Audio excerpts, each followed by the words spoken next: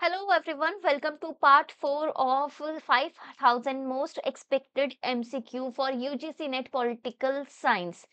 So guys इससे पहले भी मैंने आपको 3 पार्ट दिखा रखे हैं और आप अगर इस चैनल डिस्कवर स्टडी में फर्स्ट टाइम आ रहे हो तो चैनल को सब्सक्राइब कर लो, नोटिफिकेशन ऑन कर लो और फटाफट से जाके वो 3 पार्ट्स आप देख लीजिए।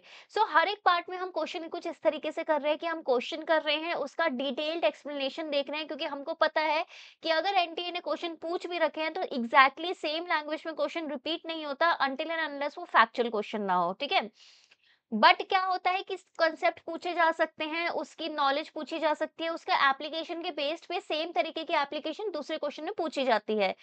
हमारा इस सीरीज को लाने का यही टारगेट है कि आपको समझ में आए कि किस तरीके से कंसेप्ट को अप्लाई करना है, क्या-क्या आपको इम्पोर्टेंट टॉपिक्स है, मोस्ट रिपीट जो टॉपिक होते हैं वो क्या है। एंड इसके लिए मैं प्रीति बोरा आपकी यूजीसी नेट मेंटर, आपकी पॉलिटिकल साइंस मेंटर पूरी तरीके से हेल्प करूंगी। फटाफट से इस वीडियो को लाइक कर दो और कुछ भी प्रॉब्लम है, कुछ भी दुख, दर्द, पीड़ा कुछ भी है, तो वो उसके लिए आप कमेंट सेक्शन यूज़ कीजिए। देखिए, आपने कमेंट सेक्शन में मुझे बताया था कि हिंदी में कंटेंट लेके आओ, ठीक है? क्योंकि हिंदी वालों को बहुत दिक्कत होती है, उन्हें समझ नहीं आता। तो अब जो आज मैं आपका लेक्चर लेके आई हूँ वो कुछ इस तरीके से है कि क्वेश्चन नंबर है, इंग्लिश में एक लाइन है, देन हिंदी में एक लाइन है। फिर आपने मुझे कमेंट सेक्शन में फीडबैक दिया था कि मैम क्वेश्चन नंबर बढ़ाइए, ठीक है? तो आज मैंने क्वेश्चन नंबर भी बढ़ा दिए हैं और अगर आप ऐसे रेगुलरली कमेंट करते जाएंगे, चाहे आपको कुछ चीज मतलब समझ लो आपके कोई भी डाउट नहीं है, स्टिल अगर आपको ऐसा है कि ठीक है मेरे को लेक्चर अच्छा लग रहा है, मुझे अप्रिशिएट करना चाहिए कि मैं इतने एफर्ट्स कर रही हूँ,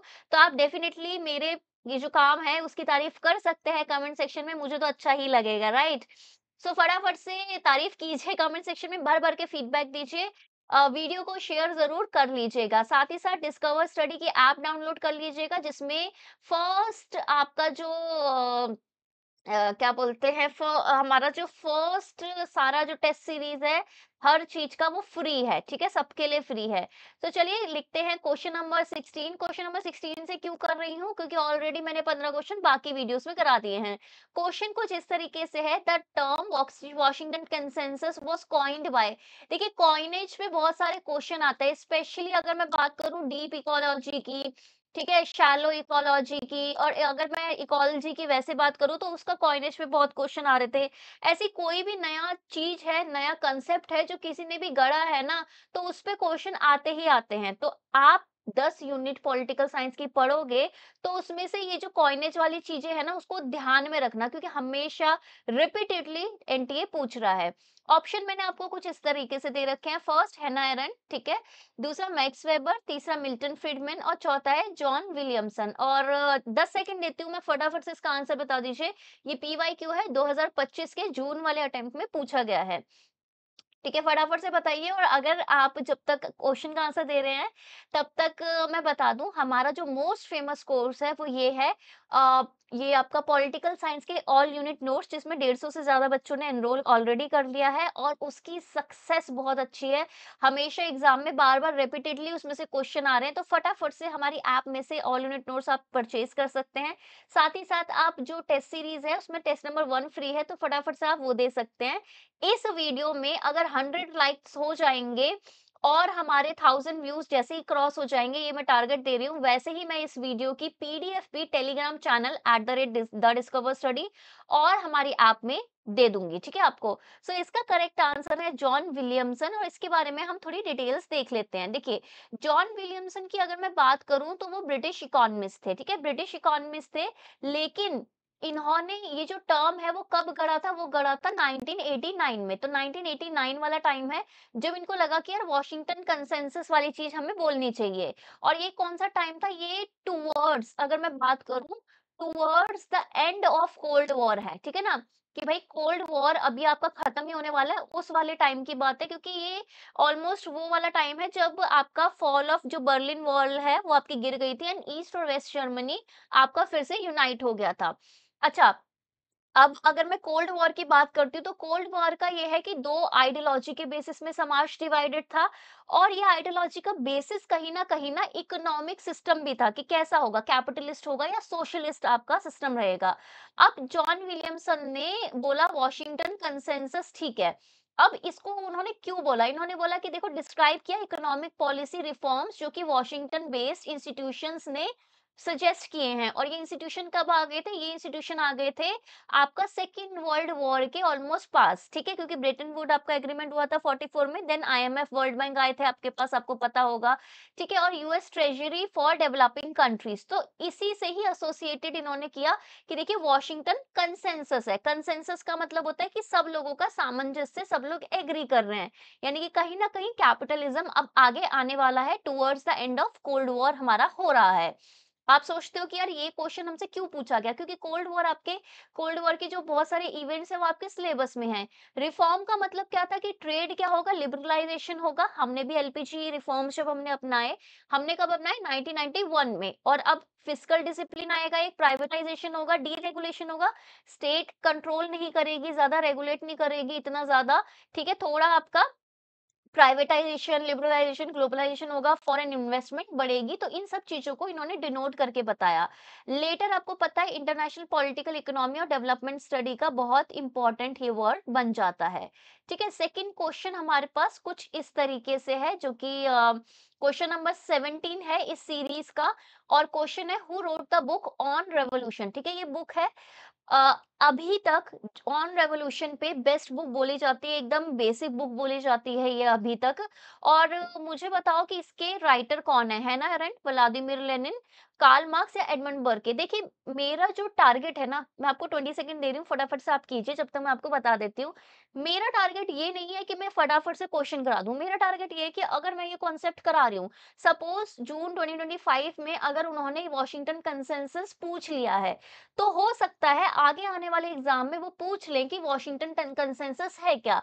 वो ये भी पूछ सकते हैं कि वॉशिंगटन कंसेंसस जो है वो कौन से ईयर में आया था।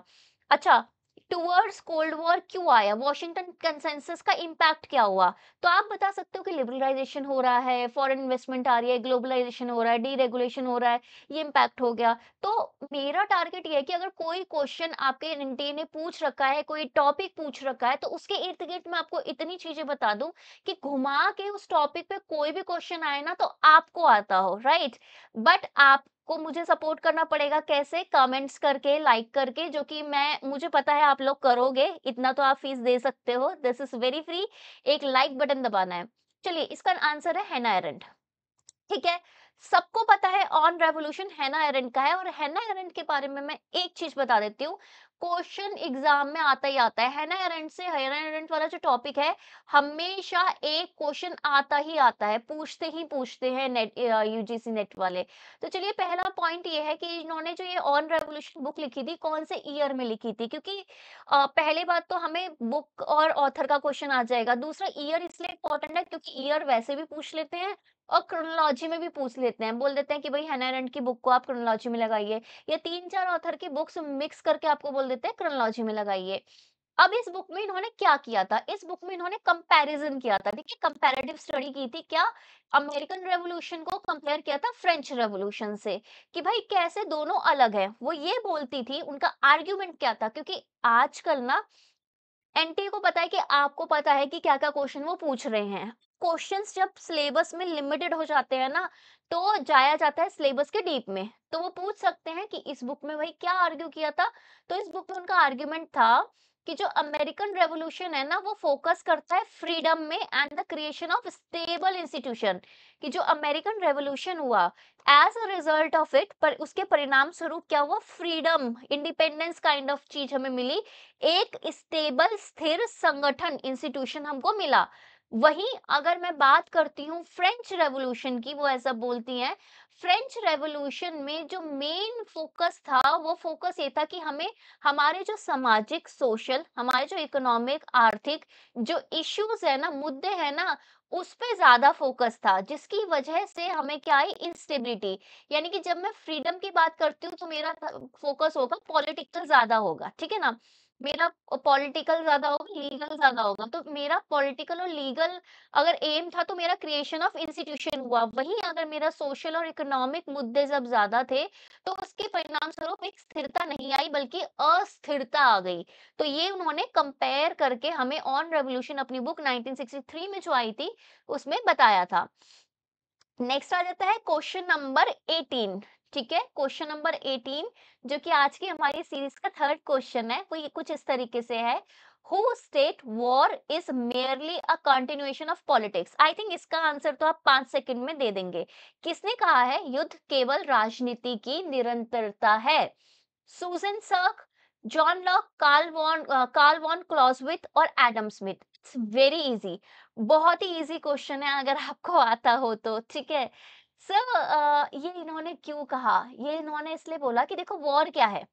वॉर क्या है तो देखिए, इसके लिए पहले समझ लेते हैं, जब तक आप आंसर कर रहे हो मैं एक्सप्लेन कर देती हूँ।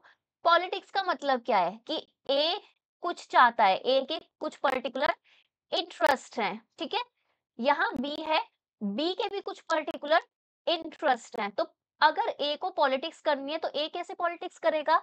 ए ऐसे पॉलिटिक्स करेगा कि ए जो चाहता है ना, जो इनके इंटरेस्ट है ना, उसके हिसाब से, ए के इंटरेस्ट के हिसाब से बी क्या करे, एक्शन ले, यानी कि बी काम करे। तो इसका मतलब क्या हो जाएगा, इसका प्रभाव इस पे है, ये इसके हिसाब से काम कर रहा है, ठीक है, इसके इंटरेस्ट के हिसाब से काम कर रहा है, दैट मीन्स ये पॉलिटिक्स इधर हो रही है। तो उन्होंने बोला कि पॉलिटिक्स का ही एक रूप है वॉर। वॉर पॉलिटिक्स का एक रूप कैसे है? क्योंकि पॉलिटिक्स में हम ना थोड़ा ऐसा करते हैं, हम ना किसी को ना इन्फ्लुएंस करने की कोशिश करते हैं, हम किसी को मनाने की कोशिश करते हैं, प्यार से लोगों को मैनिपुलेट करने की कोशिश करते हैं कि हमारे इंटरेस्ट के हिसाब से आप काम करो। बाय चांस लोग वैसे मैनिपुलेट नहीं हुए तो हम क्या करते हैं, हम उसको धमकी देते हैं, थ्रेट देते हैं, हम वॉर करते हैं कि भाई देखो हम सुपीरियर हैं, अब आपको हमारा काम करना होगा। तो कहीं ना कहीं वॉर पॉलिटिक्स का ही एक रूप है, क्योंकि अंत में वॉर का काम क्या होता है, हमारे हिसाब से दूसरा पर्सन काम करे। और ऐसा कहा था क्लॉजविथ ने, ठीक है, कार्ल वॉन क्लॉजविथ ने ये स्टेटमेंट कही थी। आई होप आपको समझ में आ रहा है। कुछ भी समझ में नहीं आ रहा तो कमेंट सेक्शन को यूज कीजिए और लाइक भी कर दीजिए। ठीक है, तो क्लॉजविथ कौन थे? प्रूशियन मिलिट्री थ्योरिस्ट थे। प्रूशिया, तो प्रूशिया क्या है? पहले जर्मनी नहीं था, जर्मनी से पहले प्रूशिया था, यानी कि बहुत पहले की बात है। मिलिट्री थ्योरिस्ट थे और जनरल थे, ठीक है। इन्होंने ये अपनी स्टेटमेंट दी थी। अब ये स्टेटमेंट बहुत ही ज्यादा फेमस है, लेकिन अगर एनटीए ने बोल दिया कि यार ये तो मैंने पीवाईक्यू दिया था, तो क्या तुमने कभी चेक नहीं किया कि कौन सी बुक में है? तो आपको पता होना चाहिए कि उनकी बुक जो थी ऑन वॉर, उस पे है, उस बुक के अंदर ये स्टेटमेंट लिखी गई है। ये जो बुक थी ना, उनके मरणोपरांत पब्लिश हुई थी, जब वो जिंदा थे तब ये बुक पब्लिश नहीं हुई थी। ठीक है, उनके मरणोपरांत पब्लिश होती है 1832 में, राइट। इन्होंने इसमें क्या आर्ग्यू किया कि वॉर आपका एक आइसोलेटेड एक्ट नहीं है कि मन चाहा, आज मेरा मन कर रहा है मैंने जाके वॉर कर दिया, नहीं, ऐसा नहीं है। एक इंस्ट्रूमेंट है, एक टूल है, एक जरिया है पॉलिटिक्स का, ठीक है। और पॉलिटिक्स बोलते हैं ना कि politics by other means is equals to war, कहीं ना कहीं ऐसा इन्होंने इस पे एक्सप्लेन किया। अब ये कहीं ना कहीं इन्होंने इस पूरे अपने अम, तर्क के जरिए क्या बोला, इन्होंने बोला एक बहुत ही तगड़ा लिंक है किसके बीच में, मिलिट्री स्ट्रेटेजी के बीच में और पॉलिटिकल ऑब्जेक्टिव्स के बीच में। क्यों? क्योंकि पॉलिटिकल ऑब्जेक्टिव्स को ही पूरा करने के लिए मुझे मिलिट्री स्ट्रेटेजी अपनानी पड़ती है। और मॉडर्न इंटरनेशनल रिलेशन और स्ट्रेटेजिक स्टडी अगर मैं बात करूं, डिप्लोमेसी, ये सारे इसी तर्क से प्रभावित हैं, राइट। आई होप आपको सीरीज अच्छी लग रही है, तो तारीफ करते रहना है कमेंट्स में। लास्ट वाली वीडियो में आपने कमेंट कम किया था फर्स्ट और सेकंड वीडियो के कंपैरिजन में, आज कमी पूरी करना है। Question number 19, who wrote the book a vindication of the right of the women. ठीक है, बहुत ही इजी क्वेश्चन है। किसने लिखी थी ये बुक? बहुत ही फेमस है। बेटी फ्रेडन, मैरी वॉलस्टोनक्राफ्ट, एना बेलेस्टेरोस पेरो या फिर फातिमा मर्शिनी। किसने लिखी थी ये बुक, मुझे बताइए। पहली बार अगर आप चैनल में आ रहे हो, ठीक है, फटाफट 10-20 सेकंड ले लो, तो प्लेलिस्ट अच्छे से एक्सप्लोर कर लो भाई। प्लेलिस्ट में सारा कंटेंट है, एक एक यूनिट को मैंने फ्री ऑफ कॉस्ट बहुत अच्छे से पढ़ा रखा है। 2000 एमसीक्यूज इससे पहले भी कराए थे, लेकिन अब हमारा सुपर डुपर 5000 एमसीक्यू चल रहा है। So this is Mary Wollstonecraft. कौन सी आपको पता है वेव्स ऑफ फेमिनिज्म है? फेमिनिज्म ऐसे एक बार में नहीं आया, फेमिनिज्म की वेव्स है। तो ये फर्स्ट वेव से बिलोंग करती हैं। फर्स्ट वेव क्या बोलती है कि हमें क्या चाहिए, हमें अगर लीगल पॉलिटिकल ठीक है, इनका मानना था कि अगर हमें लीगल पॉलिटिकल राइट्स मिल जाएंगे तो हम क्या हो जाएगा, हम फ्री हो जाएंगे, हमें इक्वालिटी मिल जाएगी। आई एम सो सॉरी, मेरी राइटिंग बहुत बेकार है, ठीक है, इसलिए मेरे शब्दों पे ज्यादा फोकस करो, ठीक है। और वैसे भी जिनका टैलेंट अच्छा होता है, मैंने देखा उनकी राइटिंग बेकार होती है, ठीक है। तो चलिए, इन्होंने क्या लिखा था, इन्होंने बुक लिखी थी a vindication of the rights of women, कब लिखी थी, 1792। इससे 2 साल पहले इन्होंने एक और बुक लिखी थी a vindication of the rights of men, 1790 में। सबसे ऑलमोस्ट सबसे पहला वर्क माना जाता है, ऑलमोस्ट पहला पहला अर्लीस्ट वर्क माना जाता है फेमिनिस्ट फिलॉसफी पे। और इन्होंने ना वुमेन को बोला कि देखो, आपको एजुकेशन होनी चाहिए, आपकी फाइनेंशियल इंडिपेंडेंस होनी चाहिए। फादर्स को सजेस्ट किया कि अपने बच्चों को पढ़ाओ, बेटियों को पढ़ाओ। हस्बैंड को सजेस्ट किया कि अपने जो आप पार्टनर है वो बेस्ड ऑन क्वालिटीज ढूंढो, एक फ्रेंडशिप होनी चाहिए। आप भी उनको क्या करो, हेल्प करो इस सब चीजों में। और एक ना लॉजिकल थिंकिंग दो। इन्होंने बोला मेन और वुमेन इक्वल होना चाहिए। उसका बेसिस क्या बताया, उसका बेसिस बताया पर्सनहुड, कि on the basis of personhood आपको क्या मिलनी चाहिए, इक्वालिटी, यानी कि समानता मिलनी चाहिए, क्योंकि मेन और वुमेन दोनों क्या है, इंसान है। इस बेसिस पे इन्होंने क्रिटिसाइज किया कि आपका वुमेन सिर्फ मेन को प्लीज करने के लिए या मेन की सेवा करने के लिए पैदा नहीं हुई है, वो भी अपने आप में पर्सन है। इन्होंने इस बुक में ये भी बोला कि हर एक वुमेन को एजुकेशन होना चाहिए, फाइनेंशियल आपको काम करना चाहिए, और आपके राजनीतिक प्रतिनिधित्व यानी कि पॉलिटिकल रिप्रेजेंटेटिव होने चाहिए। ये इन्होंने सजेशंस दिए हैं जो कि आपको आपको स्टेटमेंट बेस्ड क्वेश्चन में पूछे जाते हैं। एंड आपका आया भी था किसी सेट के पेपर में। और ये मॉडर्न फेमिनिस्ट थॉट का आधार बन गया, ठीक है। नेक्स्ट क्वेश्चन, अब मैंने थोड़ा डिफिकल्ट क्वेश्चन डाला है इसमें, आई थिंक मेरे को ये छोटा करना पड़ेगा, बट पहले मैं क्वेश्चन पढ़ लेती हूँ, देन हम इसको करते हैं। देखिए क्वेश्चन नंबर 20। अब इस तरीके के क्वेश्चन आ जाते हैं कि प्रेसिडेंट को आप सीक्वेंस में लगाइए, वाइस प्रेसिडेंट को लगाइए, स्पीकर को लगाइए, इस तरीके के ना, चीफ इलेक्शन ऑफिसर को लगाइए, ठीक है ना, सीईसी, ठीक है ना। तो चीफ जस्टिस ऑफ इंडिया का टेन्योर के हिसाब से कि कौन पहले बना कौन बाद में बना, तो हमें बताइए कि क्या हमने इसको इनके टेन्योर के साथ सही से मैच कर रखा है, क्या ये करेक्ट पेयर है कि नहीं है, ये पूछा गया। यानी कि ये आपसे एक्सपेक्ट कर रहे हैं। अच्छा, आप कैसे बताओगे कि करेक्ट टेन्योर है कि नहीं? आप देखोगे कि यार ठीक है, टेन्योर को क्रोनोलॉजी में देखोगे, क्रम में देखोगे, और अगर आपने चीफ जस्टिस ऑफ इंडिया को क्रम में याद किया होगा तो वैसे आप कर लोगे। तो इन्होंने बोला हरिलाल जी कानिया, क्या इनका 50-51 है? ठीक है। दूसरा, एम पतंजलि शास्त्री, क्या इनका 51 से 54 है कार्यकाल? तीसरा, भुवनेश्वर प्रसाद सिन्हा, बीपी सिन्हा, क्या इनका 59 से 64 है? के सुब्बाराव, क्या इनका 70 से 74 है? या एम हिदायतुल्ला, 75 से 78 है? राइट। इनमें से एक ऐसे चीफ जस्टिस है जो प्रेसिडेंट भी रहे हैं, तो कौन से हैं? और इसको ना मल्टीपल टाइप का क्वेश्चन में आपसे पूछा गया। मल्टीपल टाइप का क्वेश्चन कैसे, देखिए, ये देखिए, आई थिंक आपको क्लियरली दिख रहा होगा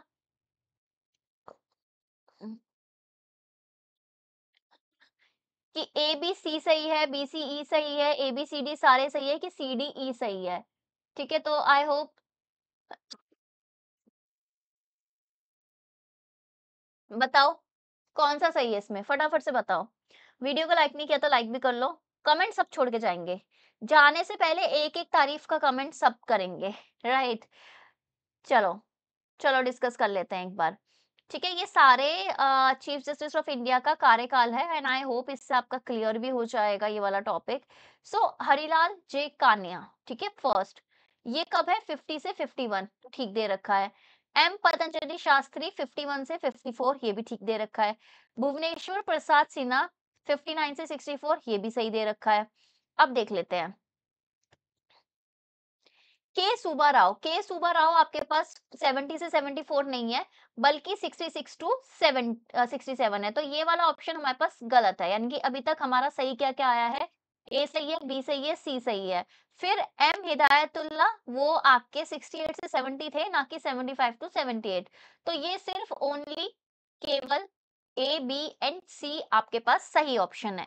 next question, yes next question. अभी तक हम 5-5 क्वेश्चन कर रहे थे, बट अब हम चेंज कर रहे हैं बिकॉज़ आपने कमेंट्स किए तो आपने कहा कि ज़्यादा क्वेश्चन डालो, तो जैसे-जैसे हमारी ऑडियंस बनती जाएगी, वैसे-वैसे क्वेश्चंस ऐड होते जाएँगे। टाइम भी आपका बढ़ता जाएगा, ज़्यादा टाइम के लिए आपकी ये क्लास होगी। In which year the BJP lead NDA national democratic alliance passed the prevention of terrorism act, जिसको आप प्यार से बोलते हो पोटा, ठीक है ना? पोटा। सो बेसिकली कौन से ईयर में बीजेपी लेड जो एनडीए अलायंस थी, उन्होंने प्रिवेंशन ऑफ टेररिज्म एक्ट पोटा पास किया है, यानी कि ईयर से रिलेटेड क्वेश्चन पूछ रहे हैं। लेकिन आपको ये भी पता होना चाहिए कि पोटा एक्ट है क्या? क्या अभी भी ये चल रहा है या इसे हटा दिया गया है? ऑप्शन 2007, 5, 2 या 1। ठीक है? फटाफट से बताइए। तो जो भी आप मुझे सजेशन देते हैं, जैसे आपने मुझे बोला हिंदी में डाल दो, मैंने डाल दिया। आपने बोला कि ज़्यादा टाइम के लिए क्लास लो, मैंने वो भी कर ली। आपने बोला कि थोड़े ज़्यादा क्वेश्चन्स ऐड करो, तो धीरे-धीरे 2-2 3-3 क्वेश्चन हम ऐड करते-करते हम थोड़ा बढ़ाते जाएँगे। ठीक है, मैं आपके हिसाब से बिल्कुल काम कर रही हूँ। आपके 2 सजेशन अभी भी मेरे पास है कि मैम टॉपिक वाइज़ करा दो एमसीक्यू। तो अभी सब्सीक्वेंट लेक्चर्स में वो भी हम इम्प्लीमेंट करेंगे। थोड़ा-थोड़ा टाइम लगता है हमको इम्प्लीमेंट करने में, ठीक है? क्योंकि ऑलरेडी पुराने ड्राफ्ट बन जाते हैं हमारे पहले से। तो अब हम मेरे पास वो कमेंट्स आए हैं, तो जो नए ड्राफ्ट बनेंगे, उसमें हम क्वेश्चन भी डाल देंगे, ठीक है? तो इसलिए कमेंट करना बहुत ज़रूरी है। और क्योंकि आप इतनी तारीफ कर रहे हो तो इसलिए मेरा मन कर रहा है कि रोज मैं आपकी क्लास लूं। राइट। तो चलिए, सो प्रिवेंशन ऑफ टेररिज्म एक्ट, जिसको आप पोटा एक्ट बोलते हो, तो ये कब आया? 2002 में। ठीक है, तो इसका आंसर पहले हम मार्क करके आ जाते हैं। This was 2002। ठीक है। अब अगर ये 2002 में आया था, लेड बाय एनडीए गवर्नमेंट, ये 2002 में तो आया था, लेकिन क्यों आया था? What was the reason? तो 2001 में इंडियन पार्लियामेंट अटैक हुआ था। अब हमें इस वजह से क्या हुआ करना था कि जो एंटी टेररिज्म लॉज थे ना, उनको क्या करना था? और स्ट्रेंथन करना था, उनको और स्ट्रिक्ट करना था। दैट्स व्हाई हम पोटा एक्ट ले आए। लेकिन क्या अब ये एक्ट अभी भी है? नहीं, लेटर ये रिपील हो गया 2004 में। क्यों? क्योंकि ये कंसर्न था कि यार ये मिसयूज बहुत हो जाएगा। प्रोविजंस इस तरीके से थे, यानी कि 2 साल में ही रिपील कर दिया जाता है इसको। नेक्स्ट क्वेश्चन देखिए, लूथर गलिक के बारे में है, यानी कि पब्लिक एडमिनिस्ट्रेशन से है ये क्वेश्चन नंबर 22। इसमें बोल रखा है कि 4 बेसिक डिपार्टमेंटलाइजेशन के कैरेक्टरिस्टिक्स बताओ। लूथर गलिक के विभागीकरण के 4 आधार हमें बता दीजिए, यानी कि 5 आधार में से इसमें 4 ही सही हैं, या ऐसा भी हो सकता है कि उन चारों में से इसमें 3 ही सही हो, ये भी हो सकता है। पर्पस उद्देश्य, प्रोसेस प्रक्रिया, पर्सन व्यक्ति, प्लेस स्थान, प्रोटेस्ट विरोध। ठीक है। और ऑप्शन है आपके पास 7 करोड़ के क्वेश्चन के लिए कुछ इस तरीके से, फटाफट से बता दीजिए।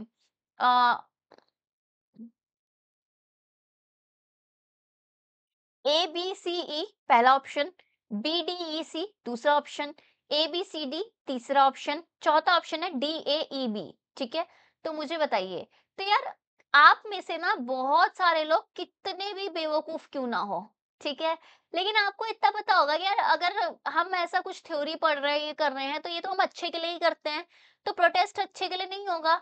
ठीक है, आपको लग ही रहा है कि यार ये ई नहीं हो सकता। तो लेट्स सी, क्या ये मेरा अनुमान सही है? तो देखिए, अगर मैं ई को हर एक ऑप्शन में से मैं ई को हटा दूं, तो मेरे पास एक ही ऑप्शन बचेगा, which is your right answer. तो चलिए इसकी एक्सप्लेनेशन देख लेते हैं एक बार। इसकी एक्सप्लेनेशन कुछ इस तरीके से है कि लूथर गलिक जो थे, एडमिनिस्ट्रेटिव थिंकर थे, उन्होंने प्रपोज किया कि जो डिपार्टमेंट है ना, उसमें ना डिपार्टमेंटलाइजेशन, यानी कि अलग अलग चीजों के अलग अलग डिपार्टमेंट बना देना। तो उसके ना बेसिक ना आपके 4 फंक्शंस हैं, ठीक है? उसके 4 प्रिंसिपल्स हैं, 4 उसके आधार होते हैं, सिद्धांत होते हैं। पहला पर्पस, कि यार ये डिपार्टमेंट आप किस लिए बना रहे हो, राइट? दूसरा प्रोसेस, क्या कैसे काम करेगा ये, कौन से प्रोसेस ये फॉलो करेगा। तीसरा, यहाँ पे कौन से लोग काम करेंगे।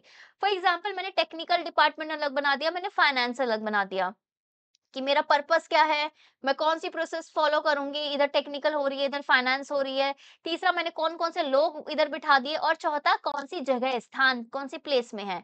प्रोटेस्ट कभी भी डिपार्टमेंटलाइजेशन का पार्ट नहीं होता है, राइट? इसलिए ये इसको हम हटा देंगे, राइट?